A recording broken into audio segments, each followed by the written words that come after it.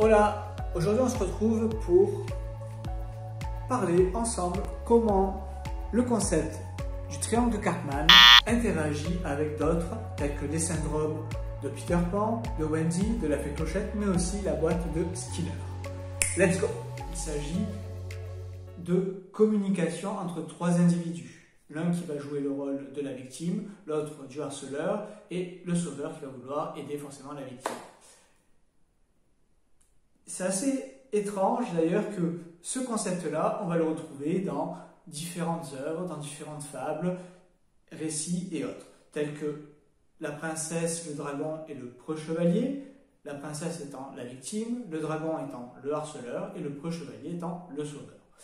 Si on le transpose sur une licence qui est assez connue, telle que Mario, Mario serait effectivement le sauveur, la princesse, pour ne pas changer, la victime, et Bowser, le harceleur. C'est quand même étrange aussi que ce sont des concepts qu'on nous apprend dès que nous sommes petits, lorsqu'on parle d'histoire, de dragon, de chevalier ou autre. Maintenant, si on le compare à d'autres concepts, tels que les syndromes de Peter Pan, de Wendy, Peter Pan, en fait, serait semblable à la victime, le syndrome de Wendy serait semblable au sauveur, ou alors le syndrome du héros, c'est pareil, et également le syndrome de la fée Clochette, ou alors, moi je l'appellerais un peu aussi pour les garçons, le syndrome de James Bond. C'est-à-dire que le harceleur, que ce soit la fée Clochette ou James Bond, en fait, ils sont coupés également de leurs émotions, pareil que les trois, hein, et bien évidemment, ça va jouer sur la psychologie du personnage et l'intérêt et la création du personnage, c'est-à-dire c'est le rendre crédible, avoir une véritable identité et justement permettre à des individus de s'identifier à lui.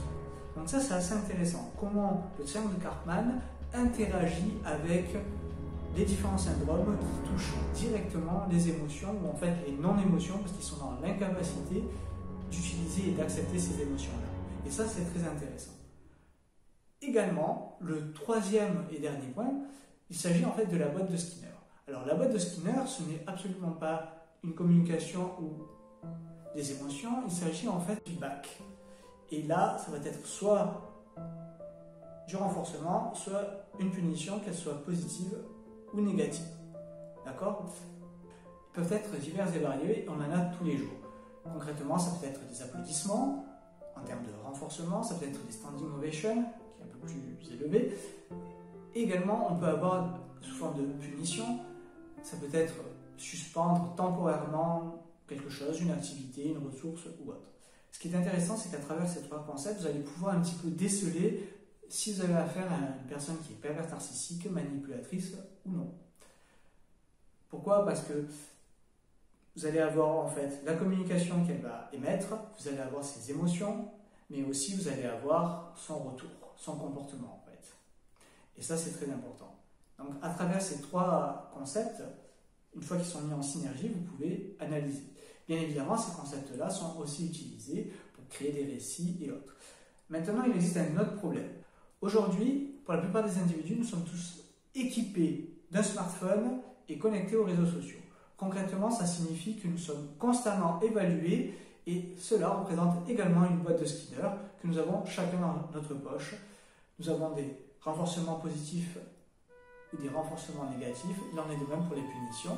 Tout cela s'articule autour des interactions qui peuvent être j'aime, j'adore, j'aime pas, etc., etc.